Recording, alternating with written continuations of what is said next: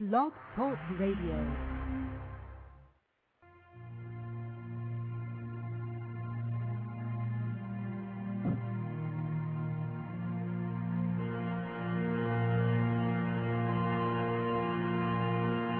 Hello and welcome to Dr. Murphy's Hour of Power Without Pills.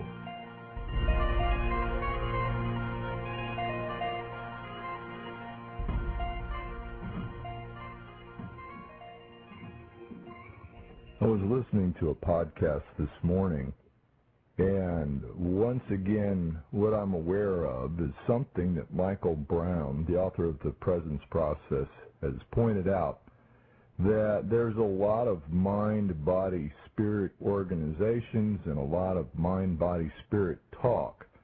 And what's missing from that equation is the heart. There's two reasons for that. One is that the heart is unconscious to us.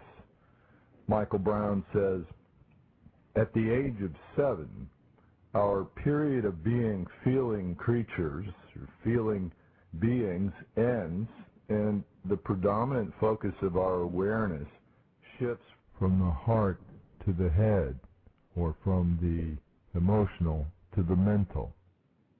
In most cultures, formal education begins around the age of 7. That alone is insufficient to produce the suffering that we see in the world today. The other major event is that around the age of 7, not only does the predominant focus of our awareness shift from the emotional to the mental, but we also shut down awareness of our heart or our emotional body, because it's so painful living in this crazy world, feeling everything and being exquisitely sensitive.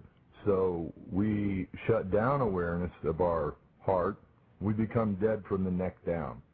Michael Brown calls adults dead children. So that's one reason that no one speaks of the emotional room, so to speak. For those of you listeners who are new, the work that Dr. Sklar and I and others do uses a metaphor, I believe, either created by Rumer Godden, a British author who wrote an autobiography, A House with Four Rooms, or it's an old Indian perspective that she talked about in her autobiography. Rumer Godden said, everyone is a house with 4 rooms, physical, mental, emotional, and spiritual. Most people tend to live in one room most of the time. But unless you go into every room every day, even if only to keep it aired, you are not a complete person.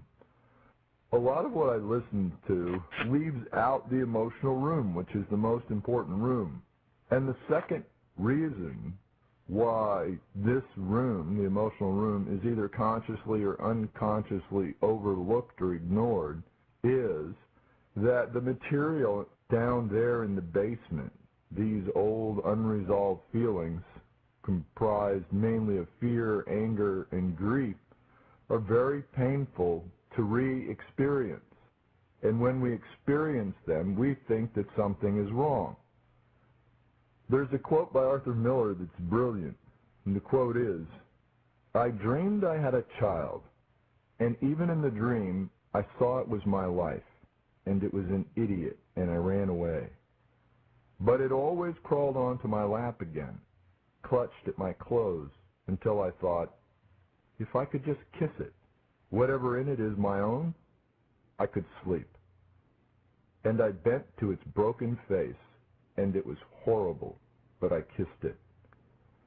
I think one must eventually take one's life into one's arms. Arthur Miller. So, Michael Brown, thank you for coming on the show. It's an honor. You're welcome. Yeah, it's an honor and a privilege. I don't know what to say. I know you as the author of The Presence Process, which is a book that has been a profound tool of healing for me and for my friends and my patients. I also know you as somebody who responds quickly to emails, and I just appreciate who you are and what your writing provides for people. I'm excited to have the opportunity to bring you to perhaps a different audience. So thank you for being here. My co-host is Jonathan Tate, very familiar with the Presence Process. Jonathan, I think you've been through the Presence Process experientially 4 times. And then Dr. John Sklar, who's a physiatrist in Fort Worth, who trained with Dr. John Sarno at NYU. John, I think you've done the Presence Process experientially 6 times. So 7 actually, but who's counting?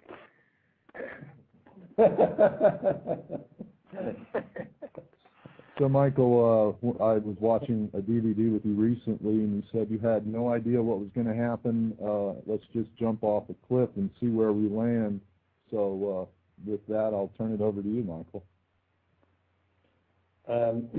Well, do you have any questions in mind or anything? Because yeah, I'm open to any discussion about anything about this process and beyond. I do actually have a question from TMS, is short for tension myositis syndrome, which is a diagnostic label that Dr. Sarno created years ago for the explosion of chronic back, neck, and limb pain. And there's a forum out there called the TMS Wiki, and people have been posting questions for you. Here's one. Hi, Dr. Frank. I'm very interested in the Presence Process and have already done it twice. I've also participated in the discussions on here. I have a question that I'd like to ask Michael, but unfortunately I'll be at work on Wednesday. So if you get time, I wondered if you could ask him for me. I'm a mom, children ages 6 and 7, and I'm wondering if, when, and how to introduce some of the concepts of the Presence Process.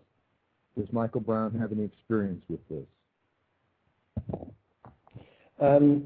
You know, what we pass on to our children, what they inherit from us, and what's also invisible from us until we see it manifest in their behavior and in their thinking, is the way we relate to our own energy systems. The way I relate to my own emotional body, the way I relate to the felt experiences I'm having in any given moment is actually what I'm passing on to my children. And so there's no ways that you can go into your child's energy system and make that adjustment or fiddle with that, because that's pure interference. And so, you know, often what we want to do is we want to turn around and fix our children when our children are really just, we've passed the baton on to them. I use that expression of from one generation to the next. We're passing a baton from generation to generation, and that's what's called the human race. And we keep running forward, just passing this baton, this energetic baton. And what it is it's a way that a pattern in our emotional body that's passed from one generation to another. So for a parent, I always say that the best way to give your children anything is through the way that you are responding to your own energetic system, because that's what they receive. And we've been told that example is the best teaching, and actually that's what that's about. So if a parent learns to respond to their own energetic system or their own felt experiences instead of reacting to them, and overcoming that addiction, the children will gain from that immensely, not only from the modeled behavior, but actually from what's going on energetically within the parent that they're around. Instead of trying to fix the child, rather set the example of an integrated way of being with ourselves. Oh, and also, you know, it's also not a case of saving our children from the experiences that they also have to go through. One of the things we want to do is save our children from having an experience, you know, and because we haven't yet learned or realized experientially that every experience that happens to us is valid and is required. If something happens and you can't stop it, it's because it's required, and I live by that. It's not that it's not supposed to be happening, it's required. And so if things happen to our children, and they're going to be required to go through certain experiences in life, and it's not about trying to save our children from having an experience and making sure they only have a very good one or a nice one or a perfect one or a happy one, because that's not what life's about. But rather model the behavior to them of how to respond to our experience as if it's required if it's valid and as if it's our teaching. Rather pass that on to our children by modeling that behavior to them.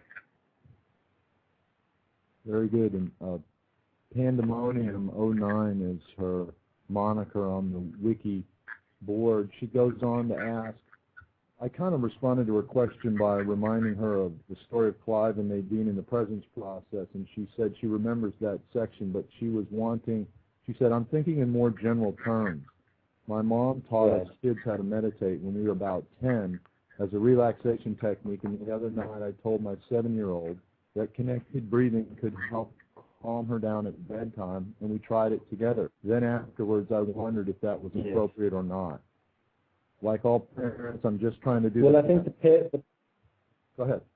Yeah. I think the parent will know what's appropriate for their child, and it's always also about what is the intent of sharing whatever we share with our children. If I'm invalidating my own experience by saying my own experience is not valid, then I'm going to invalidate my children's experience and try to alter it in some way. So I'm all for someone coming out with a version of the presence process for children. I think it would be a fantastic thing. I've not had children. I've had cats, so I probably presence process for cats, but I wouldn't be the one to come out for children because I haven't had children. And people have often asked me about passing these principles on to children, but because I haven't raised children, I wouldn't be the right person to put that sort of thing together. And I'm all for someone one day realizing that this might be a great thing, to write a children's story or to put something together to just transmit this perception of responsibility for the quality of it to children, because we don't get taught it at school, we don't get taught it we don't even get taught it in religion, politics doesn't do it. So children aren't going to get it anywhere but from their parents, and they're initially going to directly model themselves upon their parents' behavior. So at some point, hopefully, there will be resources like that available for children, as long as it's not trying to change or impose an experience upon them that they're supposed to be having, but rather teaching them how to honor the experience they are having as being absolutely valid and how to respond and grow from that. Yeah, and in the area of my two boys, that's the area where it's most challenging for me to unconditionally be with my experience, and I like to say fly the plane that's on the runway. Right. No, I take my hat off to any parent. I think being a parent must be possibly the most difficult job in the world because there really isn't a manual for it, especially for a new parent. And most parents are just children themselves emotionally, unless someone has gone and done immigration work. Our emotional body is somewhere between the ages of 7 and 14 years old. If we're a girl, if we're a woman, our emotional body may be closer to 14 years old. If we're a boy, it may be closer to 7 years old, because emotional development is inhibited in boys much sooner than it is in girls. So as parents, even we can be 30, 35 years old, have a well-developed physical body, going to the gym and looking after ourselves physically. We may have a well-developed mental capacity from going, studying, and developing our mental capacities. But unless we've done any conscious emotional work, any emotional integration work and work with our imprinting, our emotional body is going to be pretty much that of a child or a teenager. So for most adults having children, they are really teenagers and children having children. And that's why the indigenous countries knew this. That's why the grandparents were given charge of actually raising the child as far as teaching the children and giving wisdom to the children. The parents were there to take physical care of the children. But the grandparents, knowledge used to get passed from grandparents to grandchildren because they realized that parents are just still children themselves. Although they can have children, it doesn't mean that they're emotionally grown yet. Thank you, Michael. We're getting some feedback from some of the people in the chat room that your microphone is sounding echoey, but that's not my experience. Okay, so let me try this. Okay, let me try this. All right. How does that sound now? All right. We'll wait. You can ask the guys in the chat room if that's any different. Because we'll wait for... Okay. Now I'm hearing an echo of myself. But Now I'm that's okay. hearing an echo of myself. Okay, well, I'm going to rectify this. Well, let's hear from some of the Okay, callers, sure. Jonathan. Jonathan, Okay. why don't you, Yeah, John Clark, can you have a y'all, question? We can test the audio that way. can y'all hear me? Yeah. Are y'all hearing me? I have good audio, John. Okay, Yes. so I just wanted to dovetail on the conversation thus far, so I get this question in a little bit of a different way. I get it from my adult patients about other adults in their life. So I have patients that have a pain problem, and I work with them to resolve the problem, looking at different ways to do that, sometimes the presence process, and the question invariably comes up, well, my spouse has a similar problem. How do I deal with them? Or it can be adult children. I can be dealing with a 50, 60-year-old person who has 30 and 40-year-old children that have pain problems, and how do I get them to understand how to get well? And my answer is the same, and I just wanted to point that out, is that I always tell the people that I'm dealing with, you have to do your work and serve as Michael used the term, a model or an example for how a person does their work. So it's impossible, as Michael always points out, to fix another person, whether they're an adult or a child. The way to fix the world is to fix yourself. And great evidence for that comes from my own marriage, which I tried to fix for many years without success. And then when I got to the point where I had done enough work to see myself much, much, much more clearly, my marriage fixed itself. So anyway, I just wanted to dovetail on what we were talking about. Yes, and we can also, can you hear me because I've changed the mic situation? Am I still audio? Yes. Can you, okay. For anyone that is in a painful situation, it's quite quick to point them to the causality of their situation. But no matter what we tell somebody to do, see, this is the thing about an energetic transmission. If I'm telling someone to do something, I'm using the mental because I'm communicating through the mental, and I might be physically present with them, so they're going to see my body language. And what's also being transmitted is something energetically, which is the emotional content of what I'm saying. If I'm not doing unto myself as I'm telling other people to do, then there may be a mental transmission, like I give advice, but it just becomes more vice as I add to their lives. Or I transmit it physically through body language, but if I don't transmit it, the emotional component, and if I'm not doing to myself what I'm asking other people to do, they're not going to get the energetic impulse to carry out what I'm recommending. So that's the first thing. Is that a lot of us go around giving advice to people about things that we're not doing in our own lives, because one of the last things we learn to do in life is to take our own advice. But if we tell someone to do something that we're not doing ourselves, they don't get the emotional signature in that communication, and so they're not driven to actually solve. What drives people to do things is if they get that emotional resonance from you that you actually are living that way. But on another hand, anyone who's having pain that we know of, who is not into metaphysics, who's not into reading spiritual literature, who's not into doing that much self-examination, it's very easy just to say to them, look, there's three aspects to your experience of your pain at the moment that is going on with you. And you can see them quite easily. The one is the physical aspect, which you might say the physical pain sensation that one is feeling. So there's a physical aspect going on with this, which is probably getting most of your attention. Also, there's a story you're telling about it. You know, the name you give it, and what you tell yourself about it, how you think you got it, how long you're going to have it, what this means, and all these stories that go on. But underlying that, you can also ask the question, how does having this condition make you feel? And what you're looking for is an emotional response from that person. So does it make you feel angry to have this? Is it breaking your heart to have this? Are you afraid because you have this condition? And once a person can get to the emotional response of their condition, the thing to point out to that person then is, look, you've got to take care of the physical aspect of your pain. Go to someone who's a physical practitioner, because that's what physicians are. They're meant to work on the physical aspect of our experience. So make sure you're taking care of the physical aspect of your condition and getting as much help there as you can.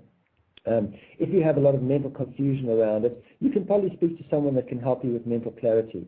But if you're not taking care of the emotional resonance of the emotional state that this is triggering in you, then you're not going to the causal point. Because it's most likely that whatever symptom that's coming up, symptom is a great word, it says sometime, symptom is sometime, whatever piece of time is coming for you up as a symptom is likely to have been implanted into your experience in the first 7 years of your life, not as a mental concept, not even as an event that you may remember, but as purely an impact on your experience of felt perception, through felt perception. You got impacted on felt perception, and that felt perception was difficult for you to digest, and now because you can't digest it, you've got this indigestion, which is your symptom, and your task personally, not the physicians or the person helping you with mental clarity, but your task as an individual is to digest that emotional resonance. So if you're afraid, you have to allow yourself to feel that fear. And if you're angry, you have to allow yourself to feel that anger. And if you're heartbroken about it, you have to allow yourself to feel. And just allowing yourself to feel those feelings without trying to change them or adjust them, judge them or whatever, that is a great, that is where we start making a causal impact on the experience. But it doesn't mean we shouldn't also take care of the mental and the physical aspect. But if we're only taking care of the mental and the physical aspect and we're not taking care of the emotional aspect, then we may sedate and suppress our condition and it will be transferred and surface as something else. Very good. And Jonathan, do you have Dr. John Sarno is on the line. Dr. Sarno is a board-certified physiatrist at NYU and a best-selling author. He is the author of 4 books. Healing Back Pain was his 3rd book. His latest book is The Divided Mind. He's also the mentor of Dr. John Sklar, a good friend of mine. Dr. Sarno, your work has made a profound difference in my practice of medicine. And so welcome to the show. Dr. Sklar has told me that you have a deep appreciation for the presence process. And I would love to hear a dialogue between you and Michael. Okay. I'm ready. You can start the dialogue. All right. John Sklar, maybe you want to set this up because, I've heard that... Well, the interesting thing that I heard in what Michael was saying was talking about, treating a pain problem on multiple levels, but really focusing or going to the emotional level for the cure. I guess the clarification that I'm guessing that Dr. Sarno would want to offer is that really the physical treatment is just, it's really a way of recovering. It's kind of analogous to what Michael talks about in someone with substance abuse that goes into recovery. The recovery for a pain problem can oftentimes be the physical treatment or even the mental treatment, which then allows the person to recover the emotions. So I know Dr. Sarno would say that really there's almost no value once you've ruled out a very, very serious medical condition such as a spinal tumor or something like that as the cause of the pain. There's almost no value in the physical treatments, and that would be a form of recovery rather than going to the emotional level, which would be discovery. So maybe we can jump in there. Yeah, the idea, what I say to patients is you've got to get out of the physical ballpark and into the psychological ballpark.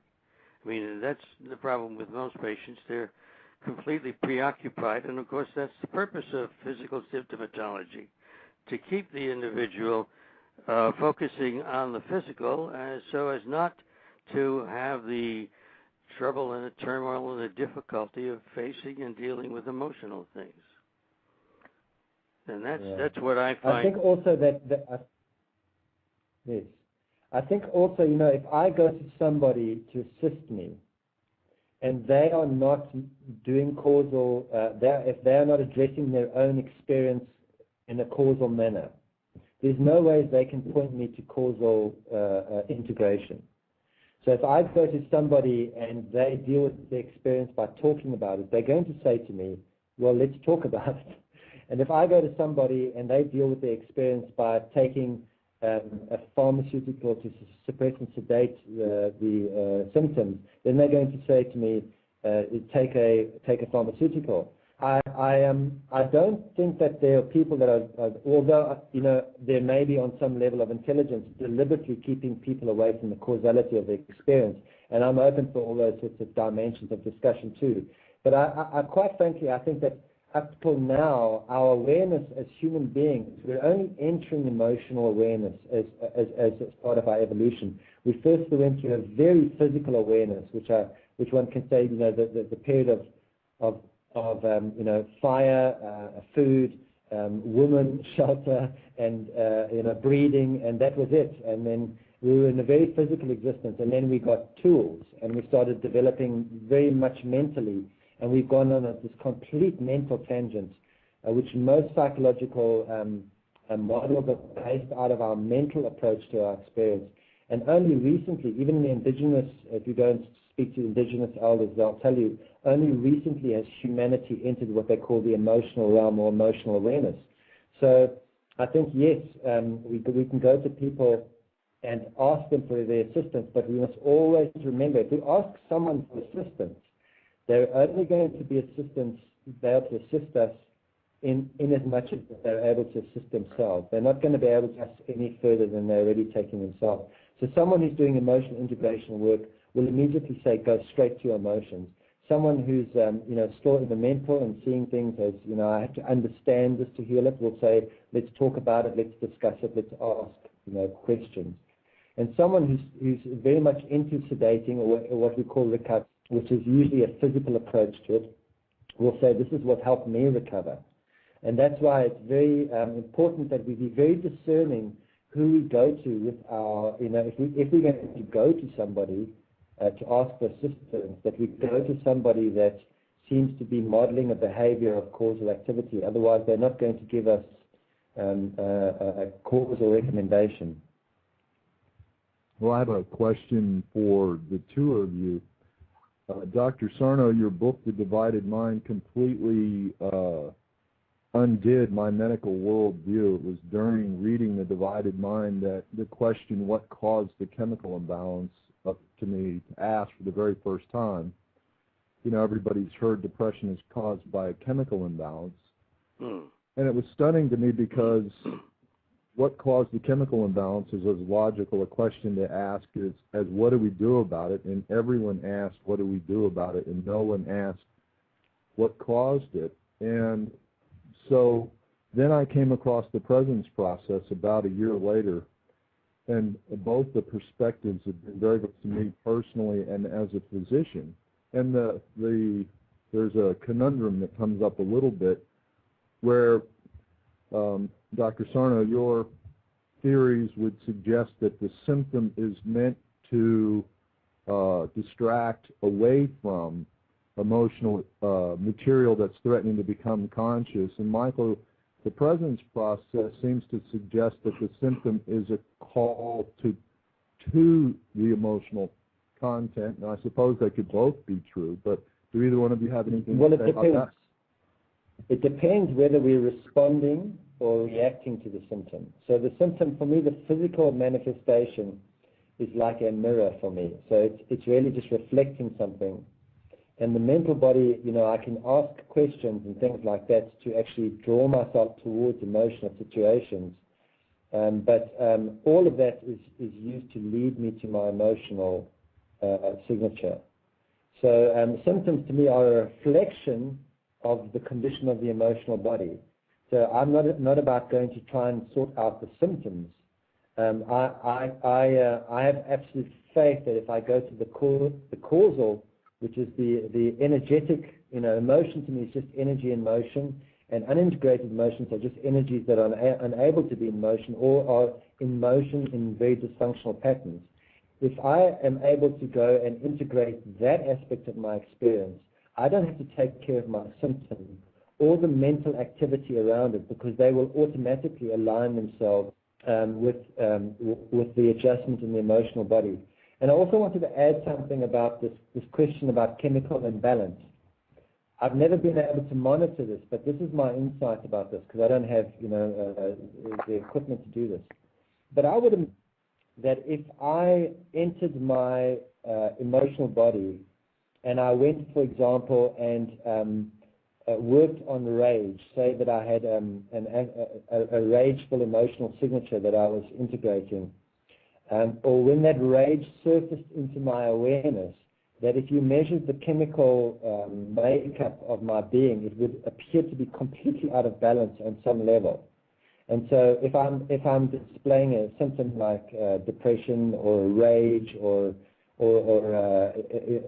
some immense sort of confusion, I'm sure it will be mirrored physically in the body as a chemical imbalance. And I'm sure that exact same measuring process, that if I go now and I integrate that rage and allow those energies that are blocked or in a dysfunctional pattern to move again, I'm sure that one could take the same measurement and find that there is an alteration in the chemical balance. So I don't think that the chemical balance, from my point of view, is causal.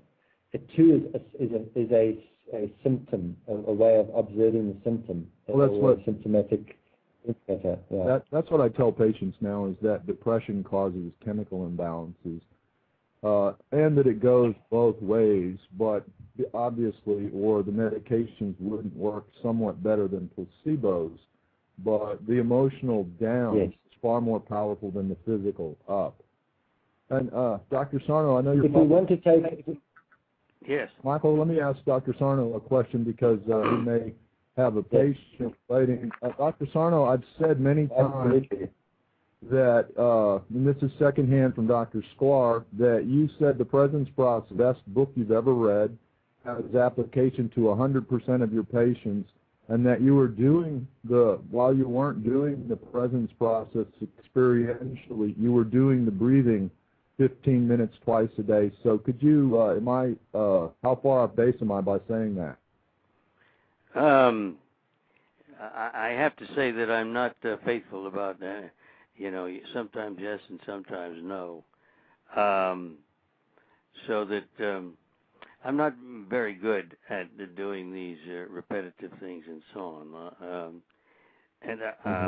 Obviously I don't integrate that into my work with patients. The way I deal with this whole area is to take people with physical symptoms and get them to understand the nature of the symptom and what the real reason for the symptom is. As I said before, in other words, I'm saying I've got to get you out of the physical world and get you into the psychological world. That's the only way you're going to be able to deal with these symptoms appropriately. Right. And Dr. Sklar has said that you're using aspects of the Presence Process in your lectures to patients. Is that right? Actually, I was. I no longer. I've stopped doing the lecture thing. Everything I do with patients now is on a one-to-one basis, and it's been quite a while since I've discontinued doing the lectures. I felt that they essentially were hand-holding, that one had to work with patients individually in order to really get them where they need to be. That the lectures were more of a hand-holding experience than one-on-one? Yes, exactly. Okay. And that's interesting, John, because that's kind of the way I've always done it, and I've found it to be very powerful to work one-on-one with somebody. I want to jump back for a minute. Frank, you asked the question about the symptom, and did the symptom distract from the emotions, or did it lead to the emotions? And I think the answer there is, and you alluded to, is it possibly both? And I think the answer is it is both. It depends on how you use it. So a symptom is a tool that we can use. And if we want to stay away from the emotions, then we can use it as a tool to stay away from the emotions and look for a physical cause. And if we want to use the same thing to find the emotions and integrate the emotions, we can use it that way. So the truth is it's a both and. It's not an either or. The symptom is just a thing. It's like a hammer. And I could use a hammer to pound a nail, which is what a hammer is meant to do. I could also use it to pound in a screw, which is not what a hammer is meant to do. But I'd still be somewhat effective using it for that. So the symptom has a purpose depending on how I decide to use it. Mm-hmm. And also, can I just say something about symptoms? Because we tend to relate symptoms directly to what's happening in the physical body. As in, this is a sensation that's attached to my body. It's in my muscles. It's in my flesh. It's in my bones somewhere. But also, what the presence process also puts forward is that our symptoms, sometimes we're so numb or we've covered ourselves up so much that symptoms can only appear as events happening around us. And there is intimately connected to our emotional body as the symptoms happening in the body. So, for example, if I have a pet at work who is completely pushing my buttons all the time, and then I move my job and someone else appears who does the same thing, and I move again, and it's the same thing as, I enter a relationship with a particular type of person, and I divorce them, and I enter a relationship with someone who appears completely different, and I end up in the same place. That too is a symptom. But that's just a symptom that's not connected to me physically, but it's appearing in my directly in my experience, and that symptom serves the exact same purpose as the symptom that's appearing in my physical body. And I can also either respond to that and react to that. I can also use that outer symptom and go into victim and victor mode, which is the same as suppressing and sedating my physical symptoms in my body. I can go into victim and victim mode and suppress and sedate the capacity for that outer event to show me anything about myself, or I can respond to it. And that's one of the things that the presence process tries to bridge to, is to show us symptoms are in our body, but also they're all around us in our experience. Those are also our very personal symptoms.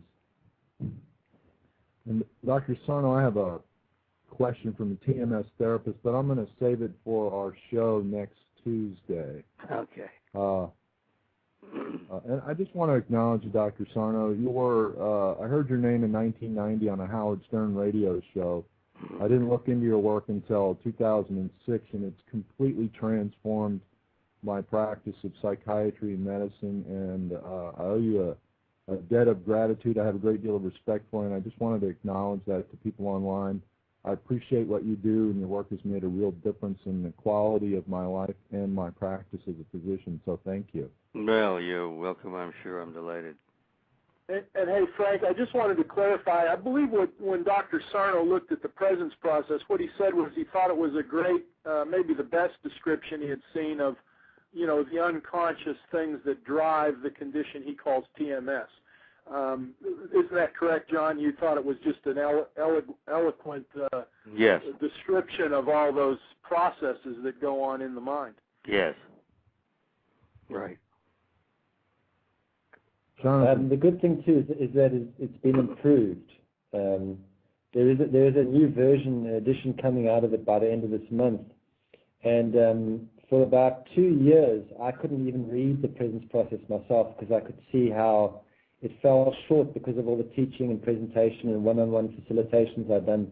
That there were more efficient ways, and in fact, one of the shortfalls of the presence process, and even though it has these shortfalls, it's still a highly efficient book, but one of the shortfalls was it did tend to cause mental activity in people by asking certain questions that would activate mental activity instead of going directly to the first part of the experience. So last year I completely rewrote the book, changed wording, vocabulary, everything, and then it was edited for about 6 months by 3 people to get it into a easier way of reading, because my style of writing is not always appealing to everybody, especially to people that are not very curious about the emotional body. They're not going to sit through the way that I write. So there is a new version of the book coming out at the end of this month, which is fantastic, and now I'm absolutely thrilled that it's up to date, with the most efficient insights I have about this. So I'm very pleased about that. Excellent. Mm-hmm. Michael, Jonathan Tate has a question for you. Hey, Michael. Yeah. Well, I'm excited about your next version of the book coming out. I've got it on pre-order myself, and that'll be my 5th time through. So I wanted to tell you, my wife's sitting here listening to the show, and she had a question that she wanted me to ask you. See, she says, is it common Sure. for spouses? Is it common for spouses of people who do the presence process to become more present themselves through osmosis, or is this wishful thinking? Since I've been too afraid to read the book myself, afraid I can't understand it, and afraid I won't be able to control the outcome. That's her question. Well, what I've discovered with this work is it is definitely by osmosis. You know, we were talking about the chemicals, and this work is alchemical. So it really is about alchemy. And alchemy is I do unto myself as I would have others do. As I operate within my own energetic system, this is radiated outward, and those around me are, through energetic osmosis, start to receive this. And the greatest place one perceives this is in a family situation. And, you know, normally someone in a family situation or in a marriage situation gets the book and does the book, and immediately they get it. They get what alchemy is and how this works, and they want to give this. Then they go and buy 6 copies, and they give it to every member of their family, and they all open the book and go, I don't read stuff like this, and put it down. And because it's actually not necessary for everybody to be reading or doing this work, and that's the nature of the work, is that, for example, what attracts 2 people together to become spouses is they somehow have a commonality in their emotional imprinting. It's the same thing as what a family, a mother and father and the children and all those, what holds the family together is a commonality in the emotional imprinting. And actually where we link to our family and where we are actually really linking to our spouse is on a very energetic level. When you're with someone long enough, especially if you're, you're having a sexual relationship with someone, because sexuality merges us energetically with the person. Once we start impacting our own energy field, it's going to impact them. They're going to find that they're unconscious. They're going to find that the stuff that they're unconscious of starts to surface in their awareness too. And that's, where we'll find when we do the presence process that people automatically move away from us or become closer to us because of the work. If they move away from us, it's because what they're really saying is, I'm not ready to look at my thing yet, and so I find it uncomfortable being around you because you're becoming a mirror for me in the way that your energy system is working. So it definitely works by osmosis, and it's not necessary for everyone in the family to be doing this work. Just one member, for example, in my family, just my mother and I have done it, and it's impacted my entire family, going down into cousins. I've seen the impact go right through the family in an undeniable way. So to me, I have a great love for the radiance of the work. That's what I call the radiance of present moment awareness. It's like a nuclear reactor. When I switch it on inside of myself, it has a radiance, and that's actually, that radiance kind of infects the people around us. Thank you, Michael. Wow. Yeah, I think I just wanted to say, I've seen the same thing with Dr. Sarno's work, and people coming in, and I'm sure Dr. Sarno can comment on this, but people getting charged up. Oh, this is the greatest thing ever, and going and buying 10 copies of the book, and finding out they can't give them away. They can't pay people to take them off their hands. Right? Exactly. And that's why I always say, to people that are doing the work, if you get excited about it, channel that excitement into your own experience. Try and contain it as much as possible, because actually it's more efficient, you or me doing the work efficiently on myself. That's going to be more efficient, have more of a power effect to the people around me than me going around handing books to everyone and trying to convince and convert everyone to something that's working for me.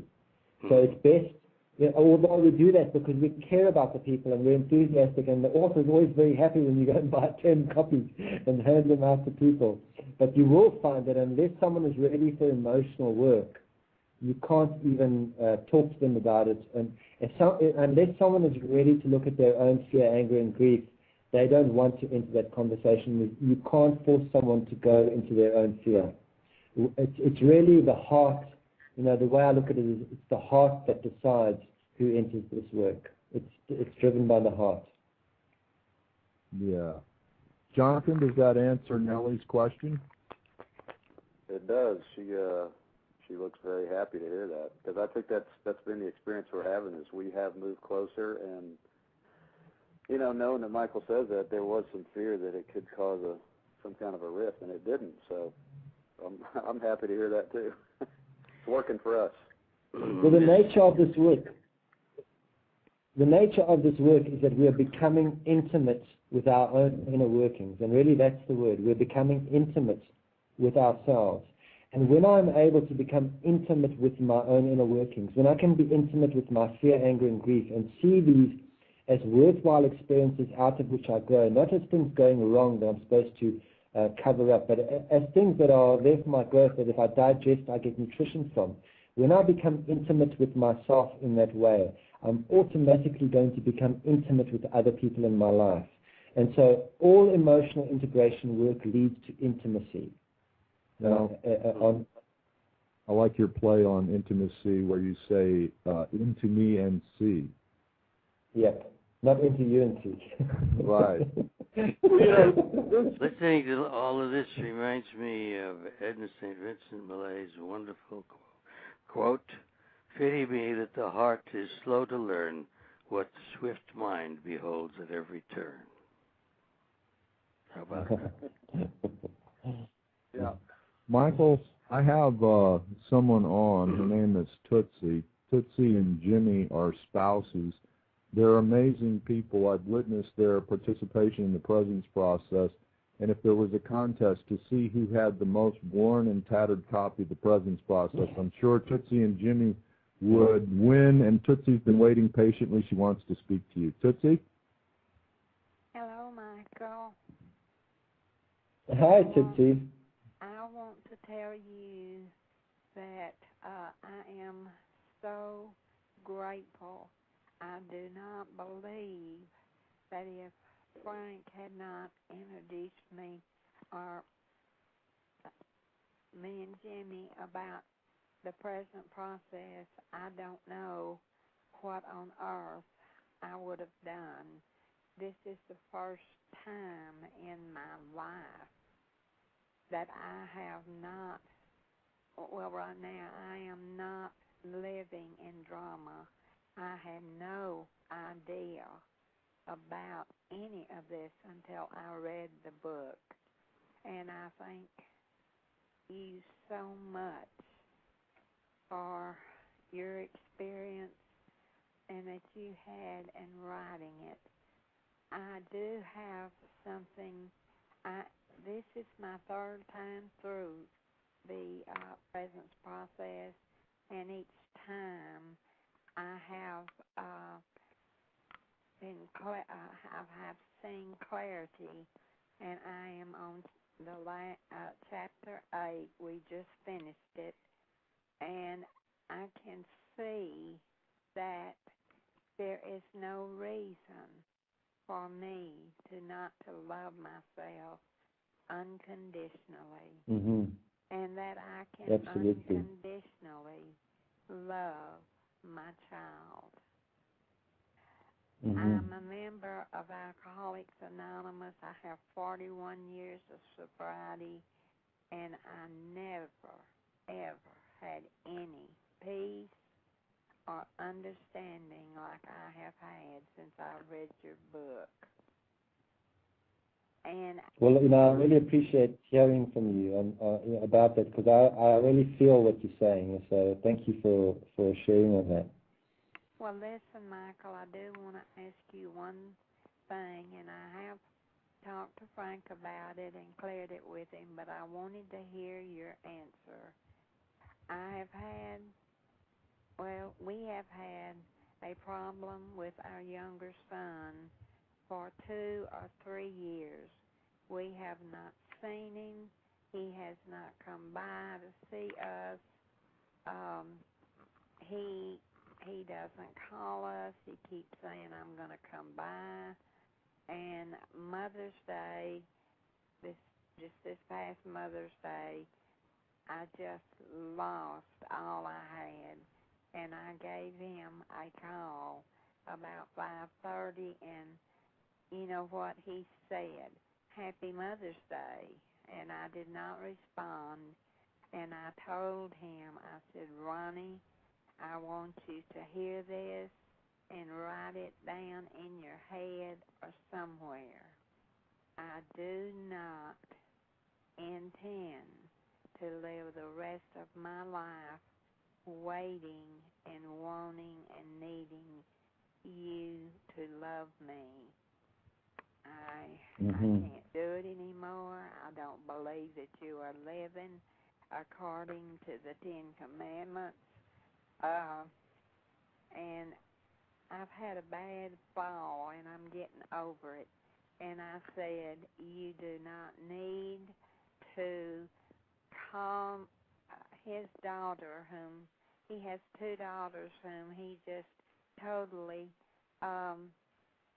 completely has had nothing to do with them, and they are beautiful people.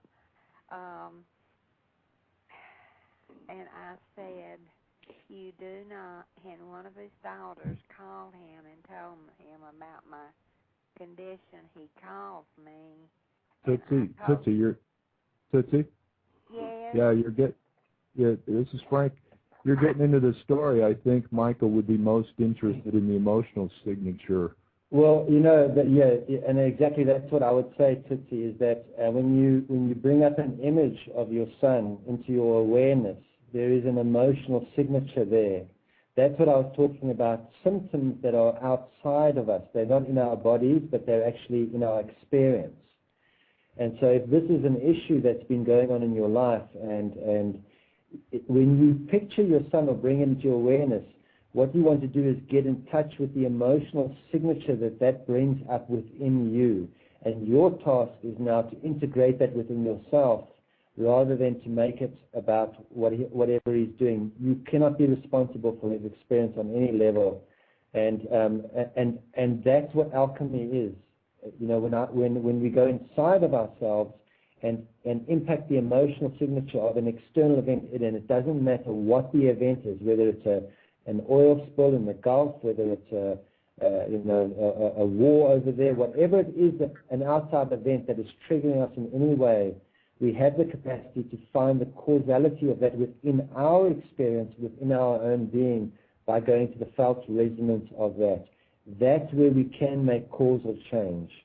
And, I've said this to parents before, and I've said this to children who are in difficult relationship with parents before, and there is a magical thing that happens when you go into yourself and integrate the emotional signature related to your son. The outcome of that you leave to the universe, but you will have a more impact on that experience by doing it within yourself than by anything you will ever talk to him about or discuss or think about, or any new rules you might declare with him, or any things you say to him.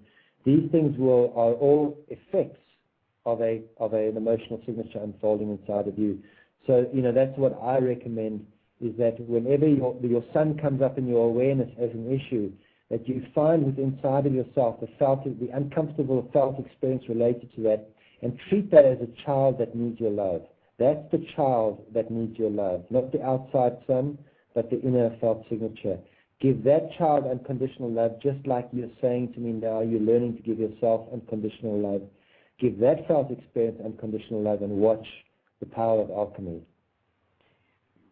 Okay, so... Excuse me, I'm going to have to, this Dr. Sarno, I'm going to have to leave. My schedule requires that now. I'm glad to have... Thank you for joining us. You bet. Thank you very much, Dr. Right, Sarno. bye. Thanks, John. Take care. And Tootsie, thanks for your question. Let's talk about it further soon. I just wanted to know if I should punish myself or do anything because it was something that I felt like I had to say. No. Those are all stories, Tootsie. That's all going into story.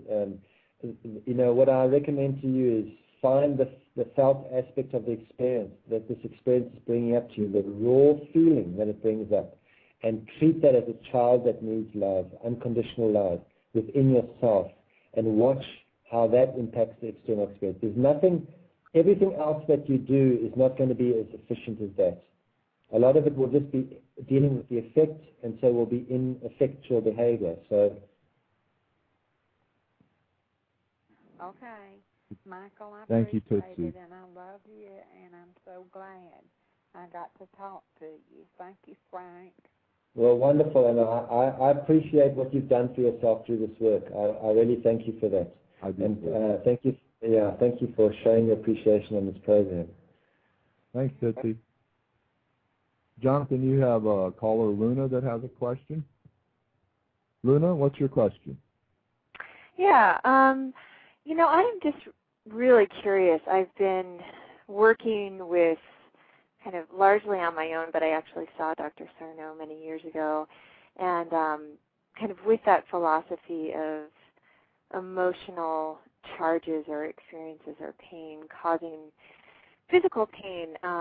And then I worked through the presence process this summer and really found it to be, it resonated on so many levels. And I just still, though, am kind of stuck in this experience of chronic back pain. And, I'm young, I'm healthy.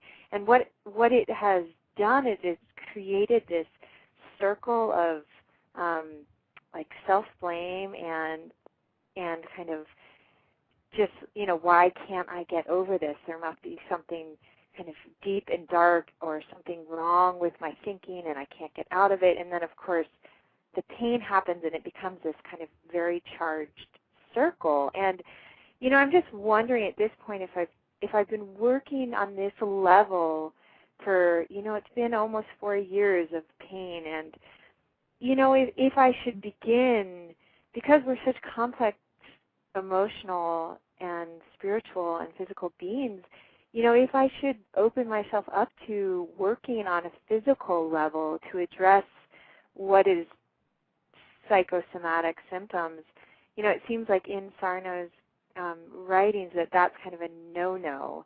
But, there's different paths. I can't really do both, I've found. I like to think, I know that this comes from an emotional place, but I'm going to work with it on a physical level. It doesn't really work that way, at least within the context of his discussion of pain. And I'm just curious about that more holistic conversation about working on the physical level with psychosomatic pain. Anybody who wants to kind of talk to that, I'd really appreciate a conversation about that. So I'll take a stab at that. This is John Sklar, Dr. Sklar, and so Luna, I would say that you just have to stay the course. If you were my patient, and I have many patients like you, that you have to stay the course on the emotional level. You've done the presence process once. I would do it again and again and again, and keep peeling the onion, as it were, to get down to that level where you will then integrate the emotional signature, which is, causing this experience of pain. To go to the physical level, you could get some relief. And that's a tricky one with Dr. Sarno's work. Should you do something physical? You certainly should be exercising, because exercise is good for you, but not exercising to cure your back pain or wherever your pain is. But really just stay the course with the emotional level. What happens to people is these doubts come in, and the doubts then, cause you to, jump to a different path when we're already on the right path, and you didn't know it, but you were just a couple of feet from the finish line, and now you jump to a new path. So I don't know how close to the finish line you are. I don't even know if there is a finish line, quite honestly. I've done the presence process 7 times, and I don't even have pain, so except the emotional pain in my life. So I would say you got to stay with it. And the physical, if you go to the physical level, you're going to just cover things. That's going to allow you to distract from the emotions and cover them back up. So you may recover, but you won't heal. And go ahead, Michael. Oh, I'm sorry. Yeah. Yeah, I was just going to say, Michael, you have anything on that? Well, just from my own experience, I went through years and years and years of agony, and my body wouldn't lie. So it wouldn't, the actual physical aspect of the pain wouldn't integrate until it was integrated emotionally. And that's how I know that something physical, aside from breaking your arm or doing something physical to yourself that's going to need physical treatment. But, I also had back pain that I used to have between my shoulder blades. And let me tell you, nothing that I did, said, or even worked emotionally for years would do anything to it until I went through very particular emotional integration that I only, it took me through many different experiences until I got to an experience that would assist me move through that part of the emotional integration until that emotion came to my awareness. So the thing about it is we have a mental agenda with our body, but the way that the heart unfolds organically through this emotional integration work is at a very different rhythm. And if there is still physical pain coming up, especially related to the back, because the back is the past, that's why it's back, it's behind us, and especially lower back pain, which is about support, how we feel supported. Are we able to, or do we feel supported through the vibrational, or do we rely on support from the outer world? Support issues that's all lower back stuff. So, and those are very primal emotional signatures. And for many people, they will find that at least 3 times through the presence process to start touching on and having the capacity to respond directly to very causal core issues. So I just say, don't give up, stay the course emotionally. Sure, if you have a lot of physical back discomfort and maybe something like acupuncture may give you some physical relief or massage or something, take care of yourself physically. But don't lose sight of the emotional, and definitely don't entertain stories about failure and and doubt and all these things. These are just stories. None of them are true. And most of them, if you trace them, are coming directly from that emotional signature that you haven't yet, been able to tap into and integrate. Okay, thank you. That is helpful. It often seems like this process causes more anxiety than anything else, because I just, it's like, it just doesn't seem to be working. But well, one of the things that happens when we do this work, which we do not bargain on, especially work that causes us to become present, and what the presence process does is it does cause us to become more aware of our experience.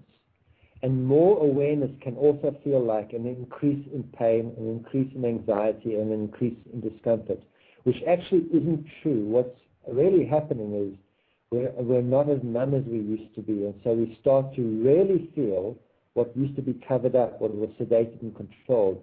And on one level, initially, it can look like a condition is getting worse. Actually, it's not true. We're just becoming more aware of it. And that awareness, in the final analysis, the tool of transformation of any condition is awareness. Unless we have awareness, and unless we bring awareness to the causal point, it's bringing awareness to it and being, the radiance of our beingness.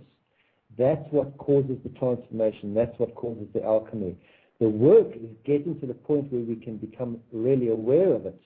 That, for many, is the struggle, and that's why I say, the first time someone's through the presence process, they have very physical interactions or physical awarenesses. The second time through, they may have a lot of mental insights and mental clarities coming. The third time through, the emotional stuff, really, about session 7, 8, and 9, boom, the emotional stuff really starts to come up. And by then, one has the tools and the capacity to respond to the emotions and to continue on that journey, because the emotional signatures that we carry within ourselves come to us from generations. So there is a lot there, and it's not yours. your emotional signature. It's actually, on one level, it's our emotional signature, and that's your point of working on it. So it's an individual job that I can only do with myself, but actually we're working on collective fear, collective anger, collective grief. And so while it's still in the world and we're working on it, we're going to be working on it on some level. It's going to be manifesting in our experience. I'm very dubious of anyone who says, I've done it, I'm completely cleaned up, there's nothing to me to do, I don't have any pain, I never get triggered, I never get upset, I never get angry. And I normally look at a person like that and go, well, you're probably very well today under control, because we're living in a world that at the moment is in a state of process. And we're participants in this experience. We're not observers, we're participants. And the process will go on as long as it takes. Great. Michael, thank you. That is helpful. Thank you, Luna. Michael, would you like another question? If there's another question, let's have another question. Definitely. Forrest, it's your turn to ask Michael Brown a question. Hello. I just want to say thank you so much to Jonathan and Dr. Sklar, just all of you and Dr. Murphy for organizing this. It's really exciting to have a chance to ask this question and to hear Dr. Sarno on the same line. I just want to say I am very new to the presence process. I help run a wiki where there's just a lot of enthusiasm about it. A bunch of people are really excited about it. And so I'm excited about it. And from what I know about it, it seems like there's a lot of connections between it and mindfulness meditation. I was wondering if you could just tell me a little bit about that connection. Or is there any connection? Well, there does seem to be a connection, although mindfulness meditation isn't a sort of path that I ever walked, although I think many things that we do are mindful meditations without us calling mindful meditation. So I think mindful meditations may come through the realms like Eckhart Tolle's work and all that sort of thing. And there is definitely a connection between all these bodies of work. And I think the connection is, too, that if one digs deep enough into one's experience, doesn't matter who it is that digs deep enough, one is going to find a shared experience about what's going on, and we'll have different vocabularies of explaining it to ourselves. And if we all sat down in the same room, like if we've got all these doctors together and we all sat down and discussed things from our vocabulary, we would eventually find that we're all kind of talking about a similar thing, because we as human beings are pretty much on a similar journey together at the moment. We have just different ways of describing it to each other. So some may talk of it in Buddhist terminology, some may talk of it in Advaita terminology, some may talk of it in Eckhart's The Power of Now, pain body. Some may talk of pain body, and others talk of emotional signature. So it's important not to get too caught up in the vocabulary, but in what the intent is of the work. And the intent of the work is to bring us the awareness into our experience so that it may be transformed through our awareness. I think all of them have that shared intent. Thank you. That sounds wonderful. Good. Anything else for us? That's it. All right, thank you. Michael, a caller from Italy, Darren, has a very practical question. He says, I've been suffering with back pain. Let me back up. I have a question. I've started reading the presence process, wondering what to do if you don't have a bathtub to soak in. Forrest, can you, Michael, the caller, the person in the chat room wants to know what to do if you don't have a bathtub. Well, in the new book, what I'm telling people to do and what I tell people to do over email is stand yourself in a quite a warm shower for 15 or 20 minutes, and then do as instructed in the book, which is dry yourself off immediately and go and tend to your breathing. Remember that, I still, that in every moment I say the way it is the way it's required.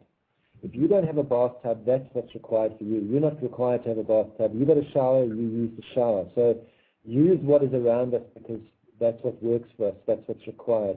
don't not do the process because you don't have a bathtub, or and now you have to travel across town to use a bathtub or whatever. Use what's at your disposal, and trust that every one step we take. I also believe greatly in grace. Every one step we take, many steps are taken for us. So use what is at your disposal. I once initiated one of the water sessions in a bathtub in a cheesy motel in Henderson, Texas. I wish I'd known about the hot shower thing then.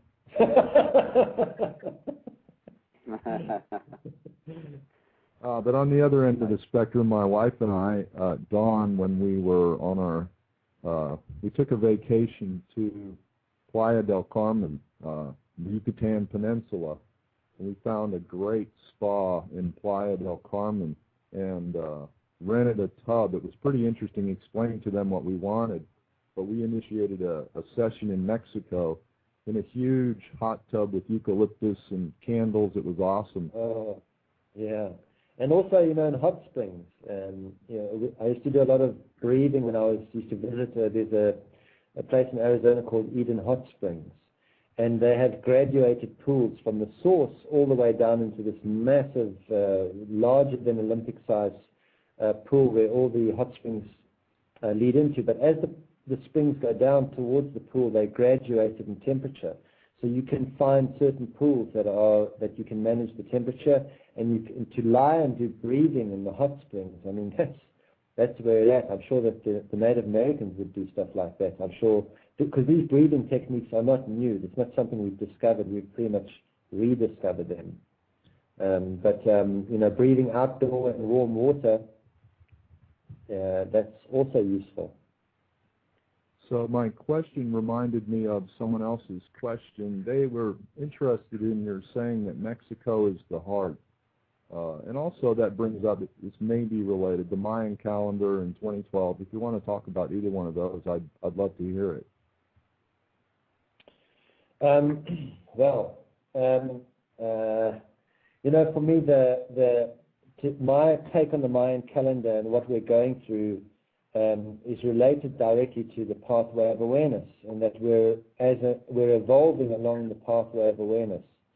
Whereas, in the pathway of awareness, when we come into the world, we're going from the vibrational state, which is being in the womb, and then we're going into the emotional stage of childhood, the mental state, the education years of teenage years, where we get all that mental stuff put into us, and then into the physical of adulthood.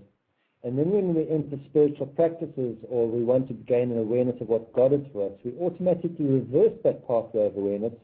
For example, meditation, you first you sit in a physical posture, and then you do a mental mantra, which is to open the heart, which connects you through the feeding center into the vibrational experience. Humanity is moving along that pathway, and that we've gone through a very long physical period where it's, as we spoke about earlier, fire, food, water, shelter, very physical. And then we've entered a mental period of our development, which is not as long as the physical was, which is peaked. I mean, we're right in the peak of our mental capacities with, technology. Everyone's got a cell phone. It's a very mental experience we've been having, mental exploration. And now we've just entered the emotional aspect of our experience, which is as much shorter than the mental, is going to be as much shorter than the mental. In fact, some of the indigenous people I spoke to said, the physical goes on for millions, the mental goes on for thousands, and the emotional is for 13 years. And once the emotional is integrated, then we enter a vibrational awareness. And what that means is we become aware of our ultimate causality. So while we're in the world having a human experience as we are now, the causal point of the quality of our experience is the condition of our emotional body, because the vibrational is radiating through the emotional and reflecting into us mentally and physically what the condition is of the emotional. But the ultimate causal point of the what am I is the vibrational. And what the 2012 is an opportunity for people that are moving consciously along this path of evolution, is to integrate the emotional so that the emotional can open and there be no sedation and control of the emotional, so that the awareness can move directly into the vibrational, and to live on this planet from a point of vibrational awareness, even though we're in the physical, mental, and emotional experience, to be aware all the time of the vibrational aspect of our being, which is the same as to say, to live in the world but not be of it. And that is a cause for a very different type of creative experience than one in which we are identifying either with the physical or the mental or even with the emotional. So for me, 2012 is all about a portal of opportunity which opens in our evolutionary stage, which enables us to enter a vibrational awareness while we're in the physical, mental, and emotional. And of course, because vibrational awareness is the causal point of everything, to enter a multidimensional awareness, to become aware of other dimensions of activity, maybe even outside the physical, mental, emotional. But it starts with emotional integration, because if we don't do the emotional integration, then we're going to react to the emotional part of our journey, and the reacting to the emotional part of the journey is like running out into the traffic as opposed to staying home and processing my stuff. Very good. So that's my quick take on it. My good friend Daniel wants me to ask a more specific question. He wants to know, is Mexico the heart and North America the head, metaphorically? Well, I guess it would depend who you spoke to. So there's many points of view, and I'm open to them all. But whenever I crossed the border from the United States and into Mexico, I was very aware that I was going from the head and into the heart of my experience. And it was a very heart-orientated place. Although as the continents emerge and you know, the more tourists go down to Mexico, I went to a place 2 years ago that to me was just a place of heart. But when I visited after being away from it for 4 or 5 years, it was just a hedonistic place now. It was a place where people were just trying to make money, sell you cell phones, get you to buy stuff, and they'd gone into the consumer manipulating experience. The actual traditional lifestyle of the place was almost completely gone. And so the head can go in and infect the heart center too.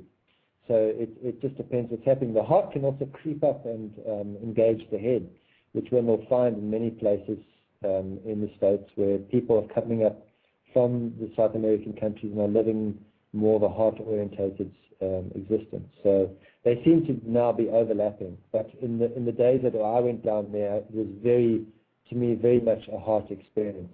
And in fact, I would notice that if you engaged with people in a very heart space down there, especially like the Huichol Indians, and when language was difficult, that they used to get confused if you were saying one thing with your words but meaning something else with your heart, because there was a connection there with the heart. So they would pick up what was going on in your heart.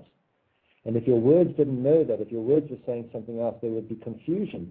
But if you spoke to them from your heart, even though they didn't understand your words, because you were talking from the heart, they understood completely what you were talking about. Language wasn't important. So that was my experience for me. And some people might say, well, if you want to go deeper into the heart, you might go into Chile or even further down south. But I think it's all points of view. So, the different points of view about it. That was my point of view from my experience. Thank you.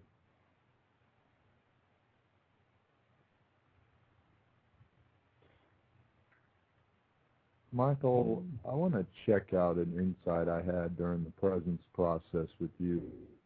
I went to a medical school, my 20-year medical school reunion, and I was walking around the campus engaging in nostalgic and euphoric recall. And then at one point I was in a building and I looked down a stairway and I had a memory of something that I felt shame about that happened in medical school. It was nothing, crazy. I took a month off because I was depressed and talked to a therapist, and I came back, but because I was so perfectionistic, I felt shame about it. But the moment of insight was, I was doing the presence process, that I didn't feel shame because of what happened. What happened because of shame that had been imprinted on my emotional body, that I had the cause and effect relationship backwards. and that all there was for me to do was to be with, watch the shame as I would watch a bird in a tree. So I just wanted, yeah. Right. Well, I think because of our transfixed state, which is having the emotional body to some extent diminished, our awareness of it through felt perception diminished, and sometimes even shut down completely. Although we express ourselves emotionally through drama by getting angry and sad and everything, it's always about what someone else is doing to me, or what's happening in the world to me that makes me. They are making me angry. They are making me sad. They are making me afraid. Because our felt expression is shut down, and especially during our schooling years when it's just mental development going on, and emotional expression, almost is not required in that environment at all. Then when we have experiences in the world in which our emotional signatures are surfacing, we don't have the felt experience that connects us to the causal point of it. And so what we do is we do identify things as the effect first before we see the cause. And so we can say, well, when I went there, that event caused me to go into shame. And that thing that I did in my behavior, or that thing that I thought, caused me to go into shame. But once we awaken our felt expression, it will become very obvious that it's the shame within us that is imprinted, whether it's the shame taking place between our relationship between our parents, however it was imprinted in us. It's actually the shame that's triggering that event in our lives. That is the causal point of that event manifesting in our lives. But for the most part, we walk around. The demonstration I used to give when I was presenting was throwing a pen across the room and saying, if I want to change the way I throw the pen, I would walk over to where it was lying on the floor and move it around on the floor and think, if I move the pen around on the floor over here where it landed, this is going to change the way that I'm throwing it. And the way that I'm throwing the pen is the condition of my emotional body. That's the imprint. The pen flying across the room is the mental body, and where it lands on the floor is the physical circumstance. And for most of us, we're engaging with either pen flying across the room that comes into our attention first of all, or seeing it where it's lying on the floor and saying, well, that must be the cause. It's lying on the floor here. So if I change the way it's lying on the floor, in other words, if I change my job, I will feel better about my work. If I change my companion, I'll feel better about my capacity for intimacy. And it's back to front, and that back to front is happening simply because we are at the time unable to feel the causal point that our felt expression is somewhat diminished or shut down. Yeah.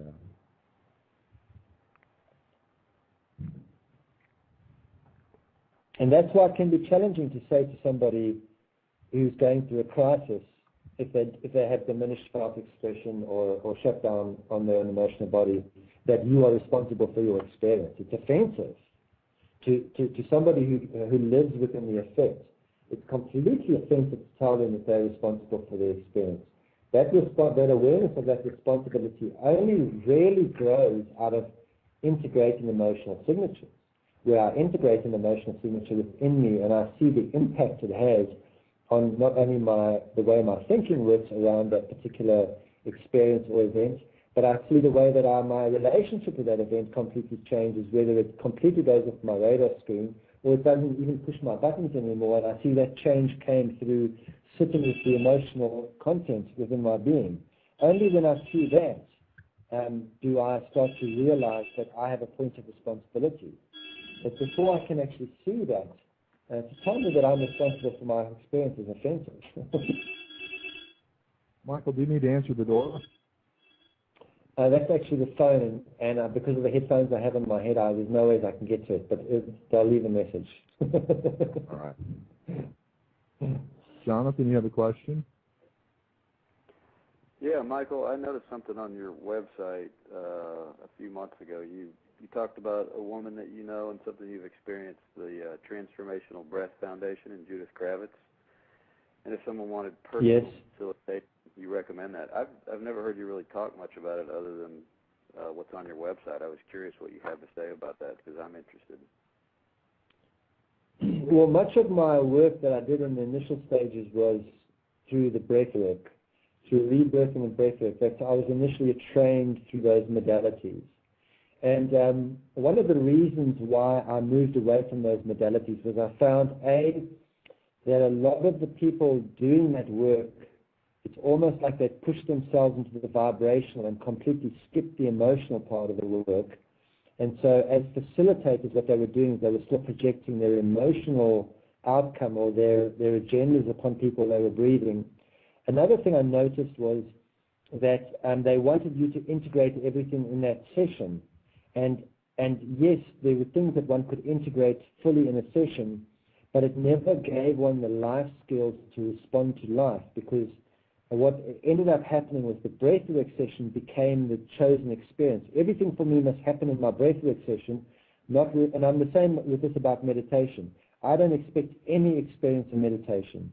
Meditation is there to complement, to enhance the experience of my life when I walk into my life. And so one of the things about breathwork is it's very powerful, and it can get one addicted to the experience of the breathwork session. And then you can breathe people and put them through intense integration processes, and then leave them to walk out into their lives, and all sorts of shifts are happening, things are surfacing in their lives, but they can't recognize them as memories, and they become overwhelmed, oversensitive. It's like walking around with a raw, energetic nerve. And so I noticed a lot of that was going on, not because the breath workers, had bad intent, but just because they didn't actually quite themselves have the tools and know what they were doing around this. And so I moved away from that work because I saw the fallouts, and I deliberately started to look at ways of how do I, make up for that? How do I learn to integrate my experiences in my daily life that are triggered through the breathing, etc., etc. So the wonderful thing about Judith Kravitz is that she has realized the benefits of the integrative tools, and then combining that with the breath work that she does.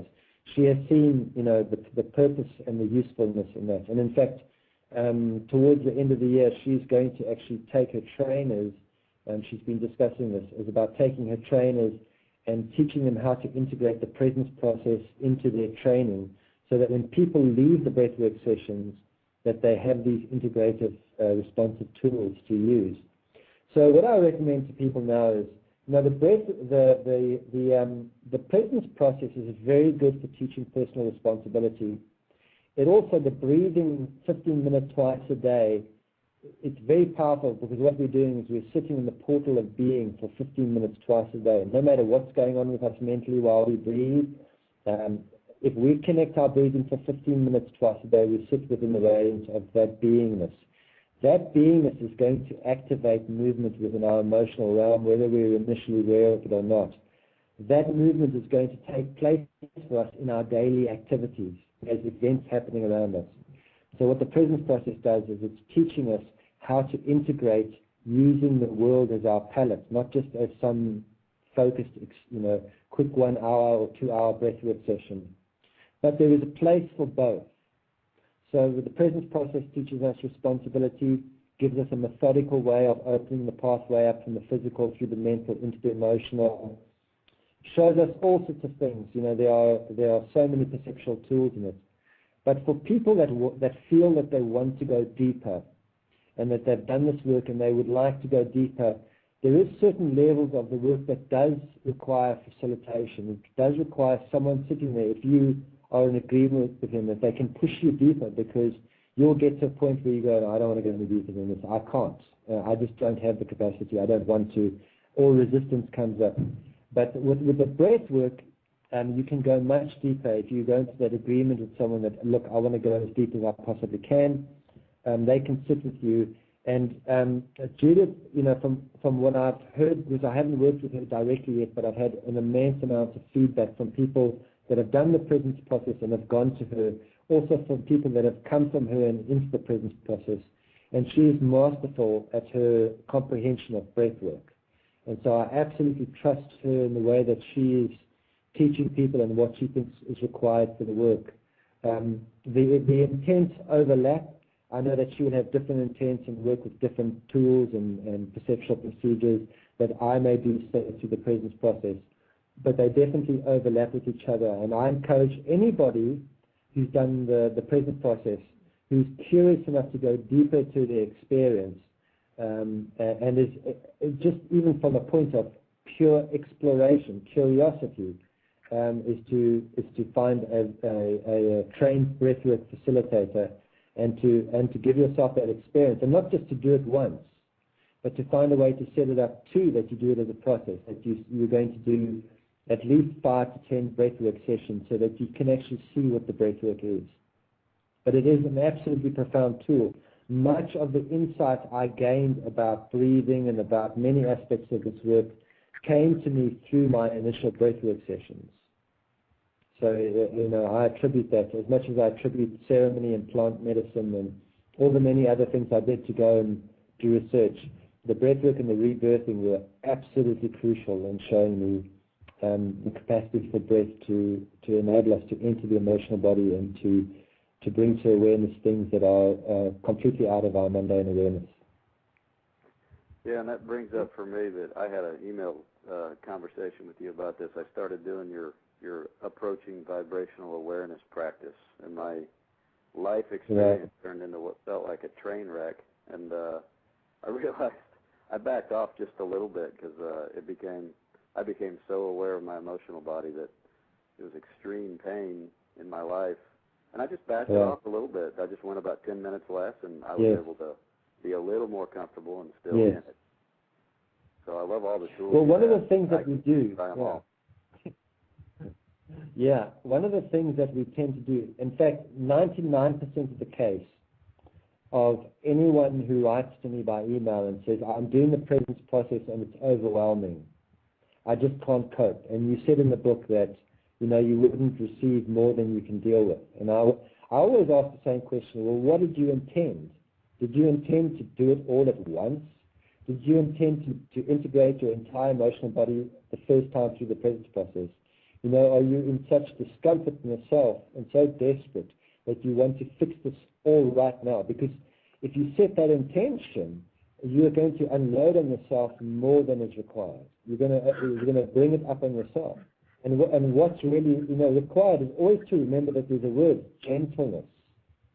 And there's no hurry in eternity. I don't know what the hurry is in eternity, but gentleness is it's very important when we enter the emotional body, that we are responsible, that we're compassionate, and that we're gentle. And going in and saying, I'm going to fix all the stuff going on that's imbalanced within me at once, I'm going to integrate it all now, is definitely not compassionate, it is definitely not responsible, and it's definitely not gentle. And from people that I've brought this to attention, just about every single one of them said, yes, I am trying to do it all at once. And then as long as you say, look, I want to back off a bit, I don't have to do this all at once. Let's take it one day at a time. There's no hurry. I know I'm in an uncomfortable situation, but let me do it at a pace that's comfortable and gentle for me, and then you'll find the entire nature of the journey will change. And I do get a lot of people coming to this work that are in a very desperate place, and they want desperate, they're looking for desperate measures. They're looking for instant, quick release. And most of them are trying to get rid of their pain. They're not trying to integrate it either. And that can also cause problems when we enter this work saying, I want to get rid of my fear, I want to get rid of my anger, I want to get rid of my grief. And we don't want to get rid of those things because those are just energetic circumstances that are behaving unconsciously. But when that same energy, for example, when fear is brought to awareness, fear becomes discernment. When anger is brought into awareness, anger becomes the capacity to move and assert ourselves in the world. When grief is brought into full awareness and integrated, grief develops within us the capacity to feel very deeply what's going on in our world without falling over. So we don't want to get rid of these energetic experiences. We want to ascend into their highest potential, to the attributes that they are. So it's all about intent. And, that's why I spend a lot of the time initially in the book is assisting people to clarify their intent, because intent is at some point in the emotional work, intent becomes everything. The nature of the emotional experience when we're integrating that stuff is really governed by our intent. Oh, great feedback. Thank you. Michael, Michael, it occurs to me that gentleness has really fallen out of our vocabulary here in the States. So that's a tough sell, that you can't have it all today. Yes. I think we're taught from a very young age here that, you can have it all today and you just have to go and get it. So that's there's a cultural tendency toward lack of gentleness, I guess, in the United States, certainly. Yes. Well, gentleness is very important because there is an aspect to the human experience that one cannot enter until one incorporates gentleness into one's life. We're not going to be allowed into certain aspects of our experience or the experience of humanity unless we know about gentleness. And also, part of this work is growing up, and growing up is learning to differentiate between what I want and what is required. And we've been grown up, the capitalist consciousness is you can have whatever you want as long as you work for it. You can have whatever you want, and that's just ridiculous. Because want is what destroys our planet. And want is driven by trying to feel better about myself. If I do this, if I do that, if I get what I want, I will feel better. I will, instead of getting better at feeling. Whereas what we require, an experience that comes to us, if experiences come to us that we don't want, it's most likely that's what we require. And when we enter this emotional work, we start learning to discern between what we want, which is all about instant gratification, is about recovery, about covering up, about sedation and control. All that is related to what's required. And required is what is most essential for our emotional growth as beings at the moment in this world. And that's the transition point that we actually are being asked to move through as humanity, because if humanity cannot discern between want and requirement, it will destroy itself. It will destroy itself. Right. Michael, is the presence process available as an audiobook? Not yet. One of the projects for this year is to record it as an audiobook. And I must admit, I have not been on the ball with it. I received the recording equipment a while back, and I have kind of fiddled with it, and I had a bit of feedback and buzz with it. So I haven't really cleared the space to turn it into an audiobook. And I'm also wondering still how we're going to do this. As in, how does one actually turn this into an audiobook? So, one can read it all and put it into CDs and send it off like that. But I think it needs somewhat different attention because each session is going to have to be in its own space and all these sorts of things. But the intent is to get it into audio because I do think that it will make it a lot more accessible as such. Well, actually, I have some fear, as you were talking about turning it into an audiobook, I had some fear come up. And my fear is, so why would we want it as an audiobook? And we want things as an audiobook so we can multitask, so we can listen to it while we're driving. And the whole concept of doing the presence process while driving scares the hell out of me, So.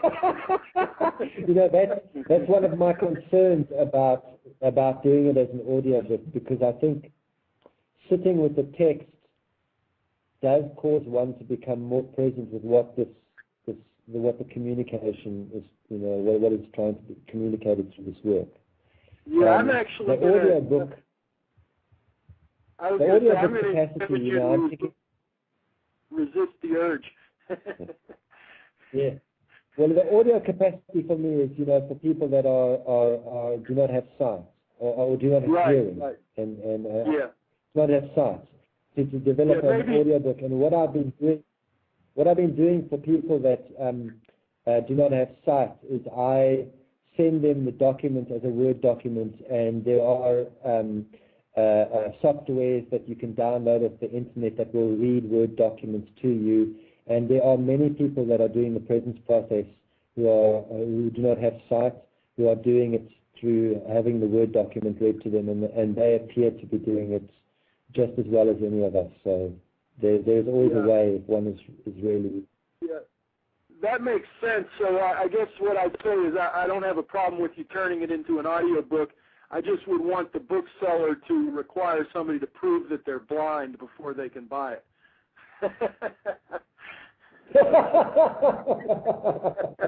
When I can walk in there, I'm perceptually blind because I can't see the errors of my ways. Splitting hairs. Because we're all blind on some level, and that's what this work shows us, how we can be completely unaware of aspects of our experience that are having a massive impact on the quality of our experience, and how we can move through the whole of life thinking someone else is responsible for that until it's, we're shown through this work that it's something happening within us. And until we see it, we are, I was blind, but now I can see. That's what the emotional body work does. I was deaf, but now I can hear, and what that means is, my experience has been shouting at me for years to look at something, but I couldn't hear it because I couldn't understand its language. And that's one of the things the presence process does, is it gives us enhances our vocabulary so we can start having this communication with the inner causal point of our experience. Yeah, stop stubbing your emotional toe with increased perception. Yeah. So, Michael, this seems like a good wrapping up point. Will you come on the show again after the second version of the presence process comes out? I would love to. We would love to. Just talk to Kathy, and she will set it up. She's the cog in the wheel of the interviews. Very good. Thank you so much for working. Very good at it. Difference in my practice. Yeah, and thank you for all the other guests you invited on. I was grateful to hear their points of view, and thank the listeners who phoned in and asked questions, and the people who came through the chat room, and I love the participation of that. And I'm up for more dialogue about it too, so yeah, I'm up for the conversation to continue anytime.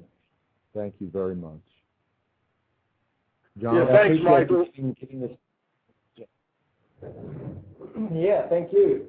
Okay, thanks, Michael. We will talk and to you here's soon. the outro. All right. Until next time. All right. Thanks, everyone. Thank you for listening. Bye-bye. If you like the show, make the show a favorite and tell your friends about it.